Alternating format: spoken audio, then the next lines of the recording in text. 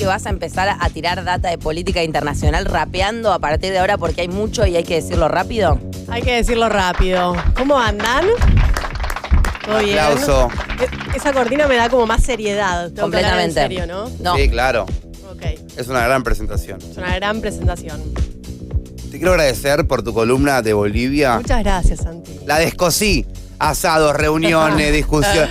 Sabiéndolo todo. Sabiéndolo todo. Todo. Y sobre todo diciendo... es que no importa los medios, o sea, la Constitución, vos tenés que leer la Constitución. Santi haciéndose el que leyó la Constitución boliviana. Sacado. Me encanta. Sacado. De eso se trata, ¿no? Esta columna, La rompí. básicamente. La rompiste Tener tema todo. de conversación en un asado. Y no decir tantas giradas. Es que la verdad que sí, y aparte se dio como un debate muy interesante por lo que habíamos hablado, ¿no? Que era bastante polémico. Recontra, ¿no? Es tremendo y también así encarás mucho mejor la coyuntura de esta semana, ¿no?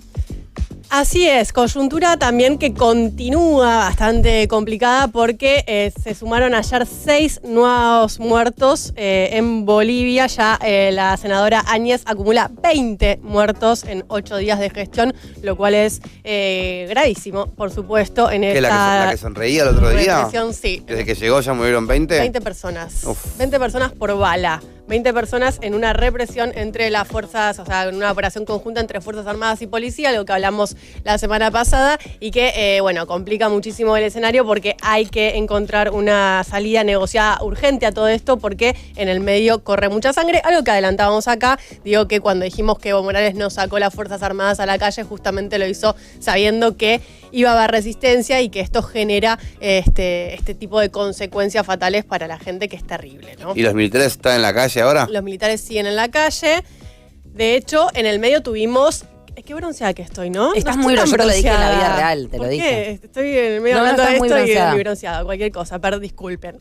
Pero sí, en el medio pasó que... Te pasó lo mismo que le pasó a los medios de comunicación en realidad, que durante todos estos días estuvieron hablando de las relaciones sexuales que tenía esta mujer. Sí. Estuvieron hablando de Que parece la que cama en la que circuló un durmió videíto Evo, ahí, que sí. cuánto salía, que no sé qué. Un círculo mediático, un circo mediático en realidad, que poco tenía que ver con la coyuntura real de lo que ocurría en Bolivia. Pero eso le está pasando a Bolivia, sobre todo. Bolivia está teniendo un problema importantísimo con la escasa cobertura que están teniendo estos temas. Hay periodistas simplemente a veces internacionales, no periodistas no de la prensa nacional, que están cubriendo estas cosas. Hay una denuncia muy fuerte a cómo se están contando estas noticias. Esto de, bueno, los enfrentamientos dejaron muertos. Bueno, no es enfrentamiento, es represión por parte de la policía, las Fuerzas Armadas, a sectores que se movilizan. Digo, otra cosa sería si tuviésemos 2 grupos de civiles que se enfrentan, ¿no? Entonces, digo, hay también como un relato Claro. de cómo construimos las noticias que está siendo bastante preocupante después de que la ministra de Comunicación dijo que iba a, digamos, podía echar a cualquier periodista internacional del país si fomentaba el tema de la sedición, del levantamiento contra la fuerza, algo que es como va en contra de la libertad de prensa y de justamente de expresión y de contar todo esto. Bueno, panorama complicadísimo en todo Mamita. eso, pero vamos hoy a hablar igualmente algo un poco más, el costado más social, más agradable, cultural, que trajo todos estos 14 años casi 14 años de gobierno de El MAS en Bolivia con los temas indígenas, porque me parece que es un lado Muy bueno. B para hablar, porque se está retomando todo esto, digo, las protestas. El otro día leí una nota que estaba publicada en el diario La Nación, que decía que lo que habían conseguido... Se habla mucho de las mujeres de pollera, ¿no? Vamos a hablar de qué se trata eso, que sobre todo son las marchas, las manifestaciones que se están dando en el Alto, donde históricamente estos sectores indígenas originarios habían sufrido mucha discriminación por parte de un sector de la sociedad boliviana, de la sociedad blanca, podemos decir, y que ahora están un poquito más también empoderados en sus derechos y todo eso, y lo estamos viendo como por un lado hubo un crecimiento del reconocimiento de las distintas culturas en Bolivia y por otro lado en estos contextos vuelven estos tipos de críticas que son como chola, volvé a tu casa y todo ese tipo de cosas, Wow. que son bastante heavy. Entonces resaltar un poquito esos cambios que hubo en Bolivia en estos años de gestión, ¿no? Me gusta lo que estás contando, está bueno, porque también está bien a ver quién se fue del poder. Estamos hablando mucho de quién llega y cómo llega, pero no de qué pasó con Evo, y no es que lo seguíamos tan de cerca, o sí, no sé, la Sí o loya no. del otro lado, 11 40 41 9660 para sumarse. También importante decir que la Comisión Interamericana de Derechos Humanos estaría un poco sobrepasada de trabajo en América Latina, porque está tratando de atacar varios frentes. Estuvieron en Chile ahora, un poco tarde llegaron, estuvieron en Chile viendo a ver cuál fue la situación de violación de derechos humanos en las protestas de Chile y en la represión que hubo por parte de las Fuerzas Armadas, y confirmaron ayer que van a estar en Bolivia del viernes al lunes con el objetivo de observar la situación de los derechos humanos en el país. También la ONU va a estar acá. Es importante el rol de los organismos internacionales, que van a tener que jugar un papel importante en estos días para calmar un poco las aguas y denunciar y exponer aquellas cosas de violación de derechos humanos que esté sucediendo en este momento, tanto en Chile como en Bolivia. Y también organismos como Amnistía Internacional criticó ese decreto, no sé si hablamos de esto, pero el decreto que sacó la senadora Áñez, diciendo que no importa lo que hagan las Fuerzas Armadas, que no van a tener ningún tipo de responsabilidad si en el marco de este contexto de conservar el orden público cometen algunos excesos, algo que no se puede hacer, porque los derechos humanos no los puedes evadir con un decreto presidencial, ¿no? Pero tengo una pregunta. Sí. ¿No era que las Fuerzas Armadas tienen que hacer eso porque si no serían cómplices de un golpe de Estado? No, lo que no pueden es violar derechos humanos, básicamente, de ninguna manera, en ningún contexto. O sea, está bien, pero entonces lo que sí tienen que hacer correctamente es lo que tienen estar es activos y ponerte preso, como mucho. Sí, bueno, y tienen no pueden violar, no pueden torturar, no pueden matar, tienen que también preservar la vida, aunque sea de gente que esté levantándose contra el poder, lo tienen que tener de alguna manera que no sea justamente amenazando su propia vida, ¿no? Y existencia. Y después esto, en Chile también hubo, denuncias de violaciones, de cosas muy heavy que para eso sirven los derechos humanos, que son universales, que estamos todos amparados bajo eso, y existen organismos que velan por proteger este tipo de cosas y que no haya abuso de la fuerza policial o de las Fuerzas Armadas o lo que sea. Pero quería meterme un poco con el tema de un lado positivo. Lo tomé porque estamos como muy, muy oscuros con todo este panorama y me parece que hay que tomar algo también un poco más agradable de lo que está pasando. Y en este año me parece que fue muy importante porque el 2019 es el Año Internacional de las Lenguas Indígenas, y alguien que encaró de manera muy clara este proceso fue Bolivia. Bolivia llevó esto de instalar el tema de las lenguas indígenas a la ONU y así lo consiguieron. De hecho, dicen, que no sea un año, que sean 10 años porque nos merecemos instalar este tema de esta manera. Ahí se ve la mitad del video, pero es Evo Morales el que está hablando. Evo Morales habló este año, en febrero de este año, en la ONU, diciendo que era importante el tema de reconocer las identidades indígenas, no solo, obviamente, en Bolivia, sino a nivel internacional. Pero Bolivia es el país de América Latina con mayor proporción de población indígena. Según un censo del año 2001, el 62% de los bolivianos es parte de algún pueblo originario. Por eso cuando vemos la foto esa de Asunción de Áñez, donde se autoproclama presidenta, van a ver que está rodeada de personas blancas, ¿no? Sí. Lo cual es bastante heavy porque tenemos 62% de la población en Bolivia que se reconoce como parte de un pueblo originario. Sí. Entonces, ahí vuelve una cosa, que una faceta del análisis cuando entendemos Bolivia, que es la cuestión étnica, racial y todas estas disputas, que es muy fuerte y que sale muy a flor de piel en estos contextos de enfrentamiento también entre distintos sectores.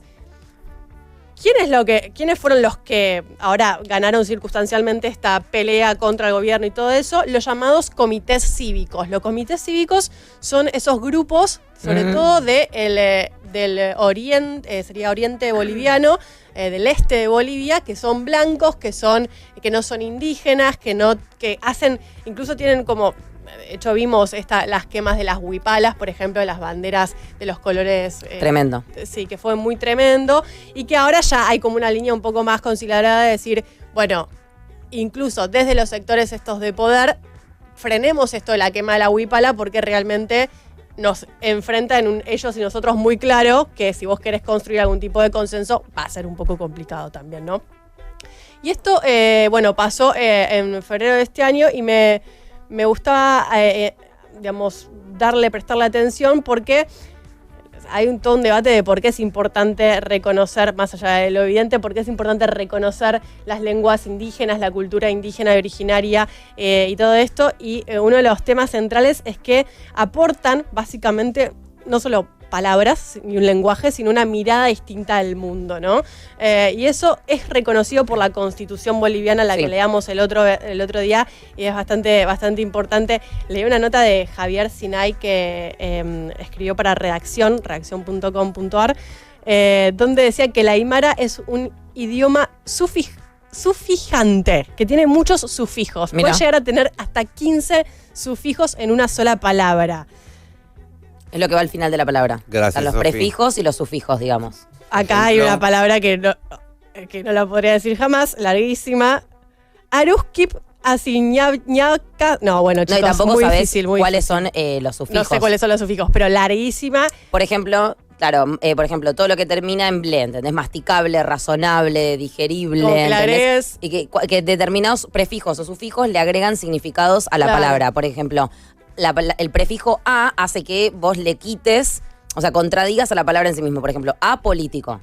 Es contrario a Antonella. Entonces como que le pongas a, bueno, esos no, prefijos. apartidario, que no sos partidario, básicamente. Que le pongas 3 sufijos. Hable, no sé. Claro, en nuestro idioma Es eso mucho no me imposible. ocurre. No, es Hace poco, imposible. justamente en la semana afro que hicimos acá en La Loye, hice una columna de Escuela de Medios que me parecía muy interesante sobre una nota que encontré que escribió una lingüista para la revista Yorokobu de España, muy buena, en la que hablaba sobre el lenguaje inclusivo y demostraba cómo también es racista no adaptarse a las lenguas de determinados grupos sociales o lugares, porque justamente en la lengua se imprime la historia de determinados pueblos. Entonces, no es lo mismo que yo diga que Colón conquistó América, eso estamos todos de acuerdo con, Colón se encontró con América, y no es lo mismo si yo vuelvo a contar esa historia en la manera incorrecta. descubrió América. O descubrió América, Peor. exactamente.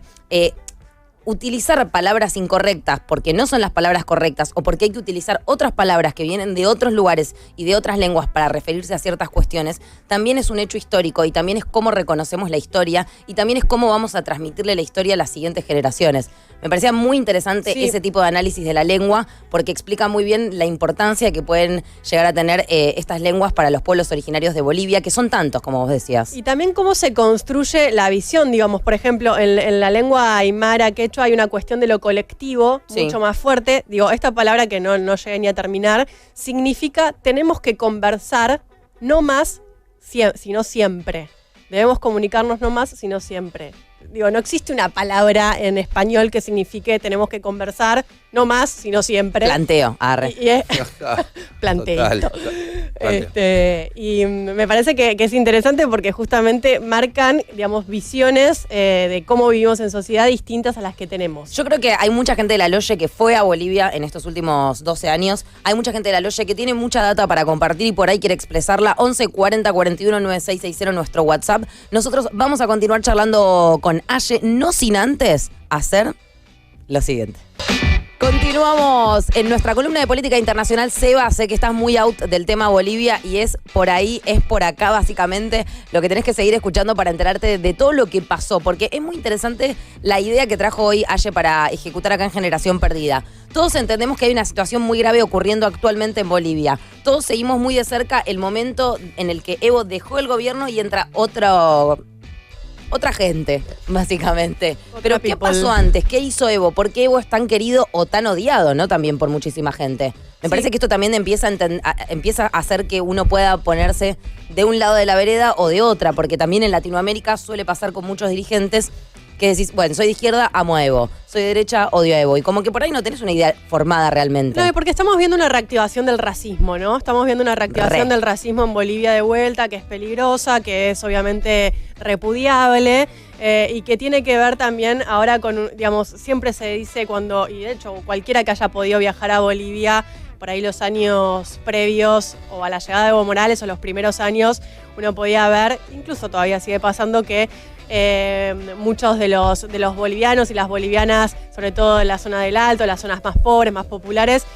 no miran a los ojos. De hecho, no sé si vieron las personas que ilustran zapatos en la Plaza Murillo, por ejemplo, que están tapados las caras con como si fuese un pasamontañas porque les da vergüenza esa situación. Digo, hay una cuestión de de la identidad Wow. ahí Muy fuerte. indígena, originaria, donde habían sufrido mucho maltratos. Ayer justamente estaba revisando un documental que recomiendo que vean a aquellos que les interesen estos temas, que se llama Hermana Constitución. Se consigue, de hecho puse el link en mi cuenta de Twitter, @AyelenOliva, está ahí subido. Y es un documental que muestra cómo fue el proceso constituyente, la asamblea. Vieron que traje la nueva constitución, la traje justamente porque fue impulsada en el año 2006 por el presidente Evo Morales y los movimientos sociales. Había un reclamo histórico de los movimientos sociales para conseguir o alcanzar una nueva constitución. Y en el 2006 empieza un proceso constituyente, se hace una asamblea donde se eligen asamblearios. Ahí entre esos asamblearios está Yanina Áñez también, que es interesante, está jovencísima ella, como muy, muy espléndida y muy anti-MAS y anti-Evo y anti todo eso.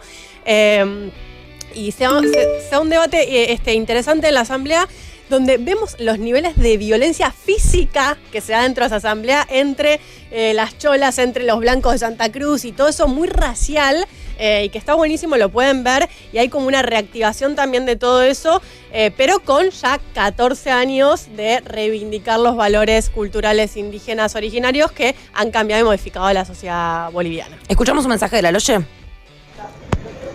Buenos días, chicos, un saludo desde Bolivia. Aclarar, número 1, Evo Morales no habla ni un solo idioma indígena. Y número 2, lo de ayer en Sencata no fue una represión. Los terroristas masistas quisieron entrar a yacimientos para hacer explotar toda la ciudad del Alto. Saludos. Bueno, Chao. posiciones. ¿Cómo? No fue una. Bueno, es boliviano, está allá, su posición. Esa es la posición, por supuesto, que está manejando un sector importante de la sociedad boliviana, que no es represión, que son terroristas que están tomando las plantas, la planta de YPF, de los yacimientos petrolíferos bolivianos. Sí. Y que de esa manera se está generando un desabastecimiento en toda La Paz, no están llegando alimentos, un montón de cuestiones, pero desde mi punto de vista yo creo que son los recursos que ciertos sectores que no tienen el poder político tienen para criticar una situación social que consideran injusta. Pero hay un sector, por supuesto, vinculado y cercano a la posición de la senadora Yáñez que sostienen que son terroristas. ¿Se le encontraron bombas? ¿O uno supone que son terroristas? Tienen explosivos, tienen piedras, tienen cuchillos, ese tipo de armamentos, lo cual para mí no es igual que la capacidad que tiene de armamento que pueda llegar a tener un ejército o incluso un grupo terrorista organizado, ¿no? Sí, igual una cosa es como, supongo, estar en guerra con hablo sin saber, estar en guerra, una guerrilla, otra cosa es el terrorismo, ¿no? Supuestamente el terrorismo quiere implantar el terror, sí, como medio que desde la nada, o a gente que no tiene nada que ver, como, bueno, creo que las Torres Gemelas es como el ícono del terrorismo, gente que está trabajando en Nueva York, pum, que un avión, mueren todos, aunque haya un conflicto entre ambos países, la gente que estaba ahí obviamente estaba en otra situación, y obviamente implanta el terror en Estados Unidos a otro nivel semejante a acto terrorista. También puede ser con un cuchillo igual, pero lo que pasó en Inglaterra, pero es lo mismo. Gente que estaba caminando, yendo al mercado y aparece alguien, grita y lo acuchilla, medio que de la nada, o en nombre de una religión, o en nombre de un movimiento político, o demás. En este contexto, donde hay tanto conflicto en un país, me imagino que va por otro lado, aunque haya un conflicto, aunque hayan explosivos, no sé si sería terrorismo. De vuelta, no lo sé, lo estoy planteando acá, ahora. Sí, todos los muertos son muertos por bala, ¿no? Muertos por bala de las fuerzas de seguridad. Por supuesto, es la posición de este gobierno de facto de Yáñez, es la que comparte el compañero de Bolivia. Así que, digo, son Sí. puntos de vista. Volviendo. ¿Puedo decir algo Sí. también polémico que dijo él en la primera parte del mensaje, pero que me parece interesante para que vos lo apuntes con cuestiones que tengas anotadas en tu compu? O sea, Sofi dice algo polémico y le tira la bola a Yo Ashley digo algo polémico para y que vos resuelva. lo resolvés básicamente, ¿no? Dale. De una. Pi por radio al cuadrado. No, mentira. No. Algo dice, Evo Morales no habla ninguna lengua originaria. La pregunta que yo te quiero hacer, Aye, es, ¿qué hizo Evo Morales en estos últimos años, 12 años que estuvo en el poder por los pueblos originarios? Aún, como dijo este oyente, sin hablar ninguna lengua originaria. Bueno, muchísimo, sobre todo el tema recién debatíamos el tema de la Constitución, por ejemplo, la nueva Constitución Política de Bolivia, en el artículo 5, lo que hace es reconocer como idiomas oficiales del Estado al castellano y a todos los idiomas, dice así, a todos los idiomas de las naciones y los pueblos indígenas originarios campesinos, y hay una cantidad enorme, no solamente el quechua y la aymara. ¿Y eso qué hace que cambie en la vida diaria? ¿Es en las escuelas donde se da el Eso cambio? hace que sea reconocido en las escuelas. Eso hace. El otro día sacaron, por ejemplo, una aplicación como si fuese un Google Translator, donde hacen traducción a las distintas lenguas. Buenísimo. Y eso permite también Inclusión totalmente, y que también pasa, por ejemplo, que un debate que se dio en esto de la Asamblea Constituyente es que una de las asamblearias, del miembro de la Asamblea, se puso a hablar creo que en quechua o en aymara, y se armó todo un debate de que no podía hablar eso porque no es la lengua oficial del Estado. Y entonces, bueno, hubo un debate muy interesante en torno a eso, que hoy ya no se daría de esta manera, sino tendría que garantizar, en ese caso, desde el Estado, de la Asamblea, algún tipo de traductor, porque también es una lengua oficial y también puede ser hablada en un congreso, por ejemplo, en el congreso, en una asamblea, en un funcionario del Estado, lo que fuera, ¿no? Algo que hasta el momento era totalmente desconocido. Recordemos que la población quechua en Bolivia, que está en la región andina, son más de 2.500.000 habitantes. No es menor, digo. Están ubicados en los departamentos de Chuquisaca, Potosí, Oruro, La Paz y Tarija. Y la aymara son 2 millones, casi 2 millones de habitantes. ¿La oposición es cierto que se concentra medio como en un lugar de Bolivia? Sí. ¿Es en Santa Cruz donde está generalmente la oposición? Me acuerdo que leí también en un medio, no sé en dónde. La llamada Medialuna Boliviana, que es ese costadito sería de Bolivia, donde está Beni. De hecho, la Yanina Áñez es de Beni, y la mayoría de los ministros son de esa zona de Bolivia ahora.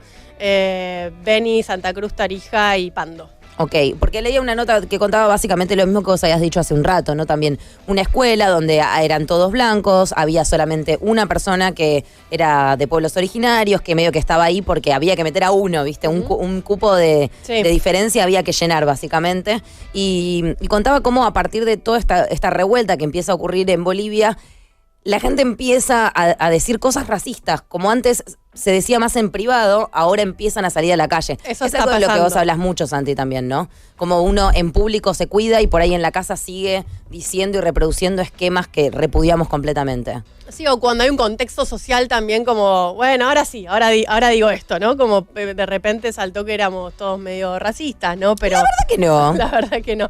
¿Saben qué hay? ¿Qué hay? ¿Qué hay? Un audio. A ver. Hola Loye, buen día. Muy buena la columna de ayer en Oliva. ¿No sería importante, Aye, definir qué vemos como terrorista y a su vez Me van a meter en quién un dice lío. lo que es terrorismo? Porque puede ser una palabra muy funcional, ¿no? Como para el Estado, depende de cómo se la use. Me parece importante. Muchas gracias. ¿Qué es terrorismo? sí. Arre. Ah, La yo mataba. le voy a mandar Ay, ya chicos, mismo. por Dios, quería venir con algo más tranqui, por favor. Voy a traer mi diccionario de ciencia política. Claro, ahí lo dice, ¿no? Ahí Imagino. lo dice, por supuesto. Claro. No, ¿A qué pero- no lo tenés en la cartera todos los días? Sí, igual entiendo que la palabra terrorismo, le puede ser muy funcional a alguien que quiere instalar que el que está de la vereda de enfrente es el malo, ¿no? Sí. De vuelta, creo que va por el lado de instalar el terror. Hay nada que ver con nada, todo que ver con todo. Hay un tema de Calle 13 Sí, que se llama Algo Personal, sí. que va, como que dice que él tiene algo personal con todos los políticos, más o menos que del mundo.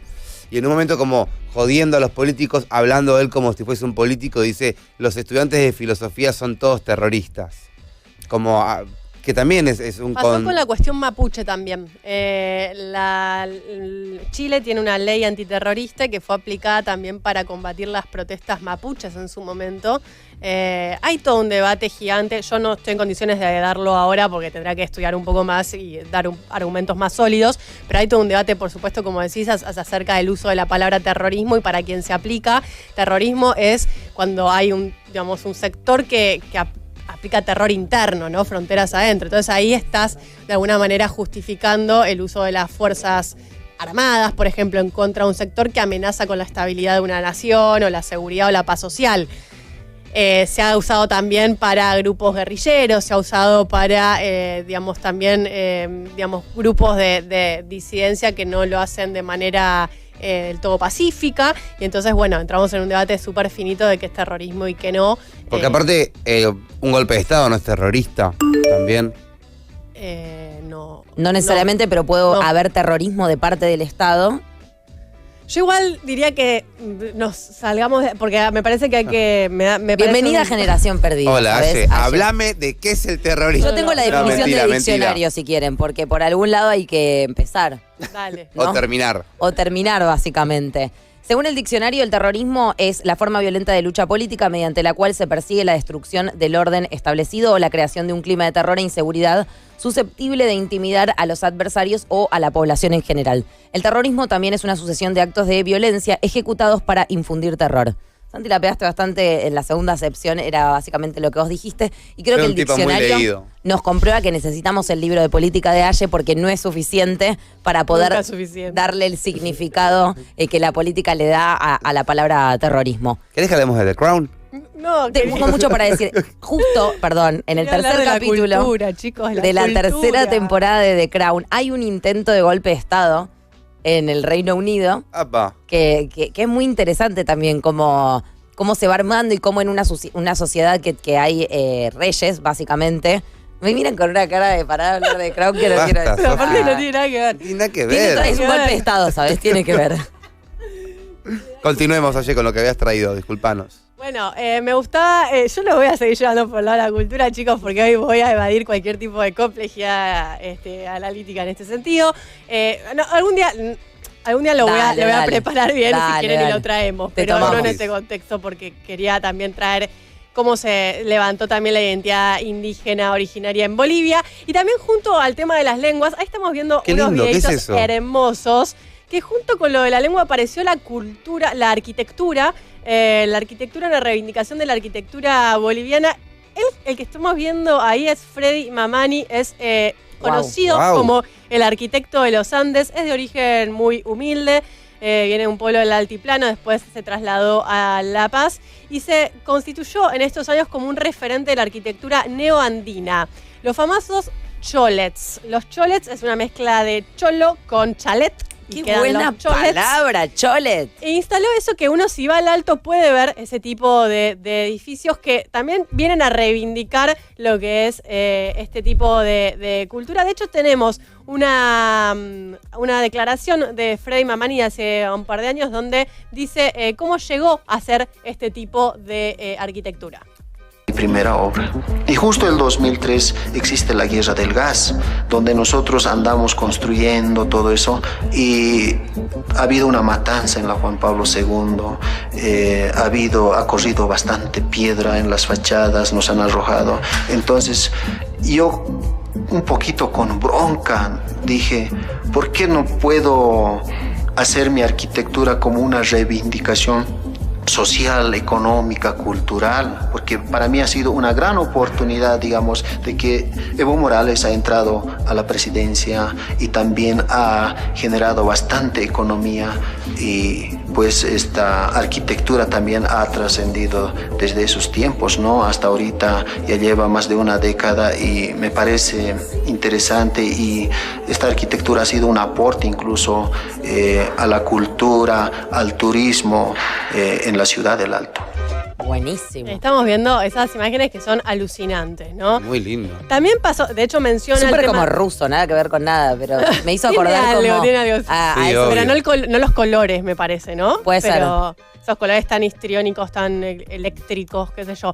Pero a él menciona, fíjense cómo, esto también me interesa, ¿no? De cómo la arquitectura, la moda, todo eso también va de la mano de los cambios de los procesos culturales que estamos, y económicos y sociales que estamos viviendo cada uno en nuestros países, y la reivindicación de esta arquitectura, y ahora vamos a hablar también de la moda, tiene que ver con procesos de cambio muy fuertes que estaban arraigados en estos años de transformación, donde empieza, él lo menciona, empieza a haber más dinero en la sociedad boliviana, que hasta el momento había mayor índice de pobreza y todo esto, y dicen, bueno, ¿por qué no lo tomamos para justamente rescatar justamente nuestros valores? Habla de la guerra del gas del 2003, que es donde se dio esa gran masacre en Bolivia, y dice, bueno, después de ese enojo que a mí me generó esto, ¿por qué no empezar a tomar nuestra identidad y nuestros valores y ponerlo incluso al servicio del arte, de la cultura y todo esto, como Me es la encanta. arquitectura.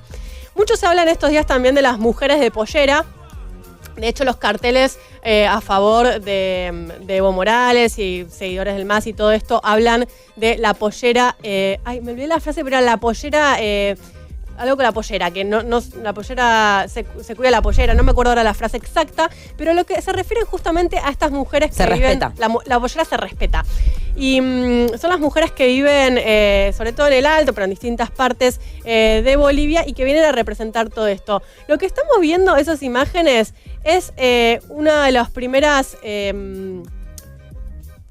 grupos de modelos de mujeres de pollera que hasta el momento no existía y que se empezó a armar todo un desfile de cholitas indígenas aymaras que desfilaban orgullosas con su vestimenta típica, algo que también es en ese momento la vestimenta muchas veces a veces no se animaban a usarla o eran criticadas por usarla, o si iban vestidas de esa manera no podían entrar a lugares como a la Asamblea Nacional, por ejemplo, porque no eran reconocidas por su vestimenta y eran discriminadas por eso. Y empieza toda una reivindicación de esa moda. De hecho, en septiembre ahora tuvimos la Semana de la Moda en Nueva York, que rindió tributo en su último día a Bolivia de la mano de la diseñadora Erika Luz, y que mostró piezas llenas de color y cultura y la tradición cultural de ese país.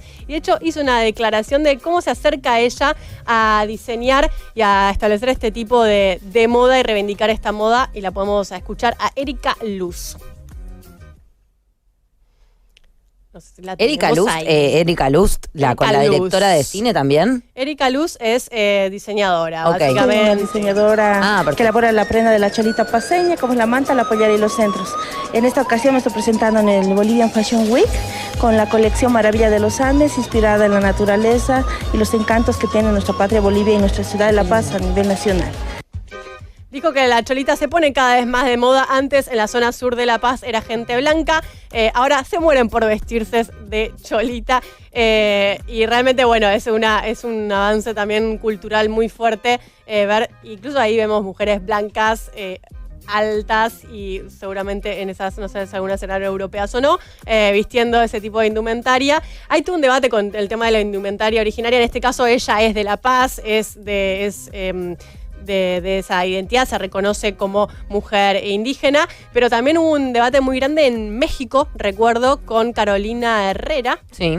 con el tema de cuando hay diseñadores, por ejemplo, europeos, y si hay apropiación cultural o no de este tipo de vestimentas que a veces representan ciertos valores y que no tienen ningún tipo de rédito para las comunidades indígenas. Definitivamente un debate que no tiene respuestas correctas, pero sí tiene ampliación cerebral para todo aquel y aquella que se inicie en la discusión sobre la apropiación cultural en este tipo de cuestiones. Sí, definitivamente. Y otra de las cosas también que cambió mucho en estos años fue el tema de la música electro-boliviana. En serio, porque ¿sabes qué te quería decir algo? A mí me pasa. Igual Bolivia un poco menos que Perú, que Colombia, que Chile también, pero también hubo. Es que me pasa algo, a mí me gusta en mis redes sociales compartir cosas de música. Siempre lo hago y siempre me expreso a través de la música.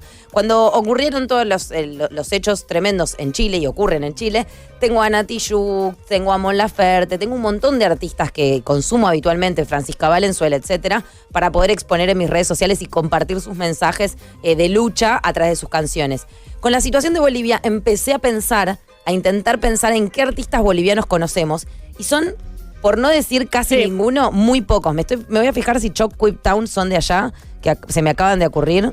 Hay una chica que se llama Luzmila Carpio, pero ella es más música más tradicional, no es tan electro. Colombianos Choc Quip Town, así que no. Colombia tiene mucho de eso, tiene muchísimo. Pero si pensás, no conocemos música boliviana, Pero no llega música boliviana hasta nosotros. Estaría bueno que hagas esa investigación. Estaría buenísimo. Con gente de Bolivia. Banco. Recontra. ¿Qué hay? ¿Qué música se escucha? Yo traté de buscar, o sea, encontré una DJ que se llama Iva, que es la creadora del Festival de Música Electrónica en Bolivia, Sí. de la Electro Preste, Sí. y hacen en ese lugar que vimos recién, creo que es, en ese cholet, hacen una fiesta electrónica boliviana espectacular, donde la rompen toda con música electroandina en ese lugar y con todas cuestiones de la cultura aymara, y hacen, bueno, fiestas electrónicas donde se ven también cholitas, referencias al carnaval, referencias a los santos, se hacen adentro del cholet y todo esto, que está muy bueno, para sacarlo también de ese lugar que es solamente lo tradicional, sino que realmente hay una apropiación por parte de las nuevas generaciones.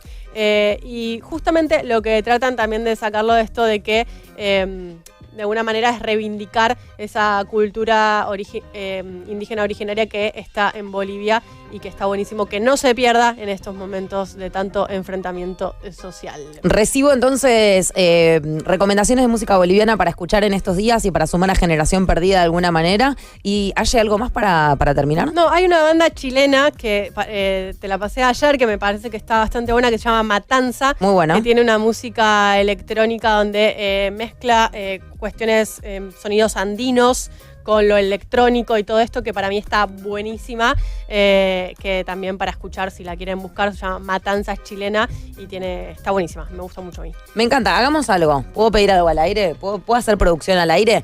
Primero quiero escuchar para terminar esta columna, la canción de Calle 13, que en realidad es una canción de Serrat, Santu, la que vos nombraste, que se llama Algo Personal. Y después, si quieren, escuchamos un poco de esta banda chilena que trajiste vos a la mesa.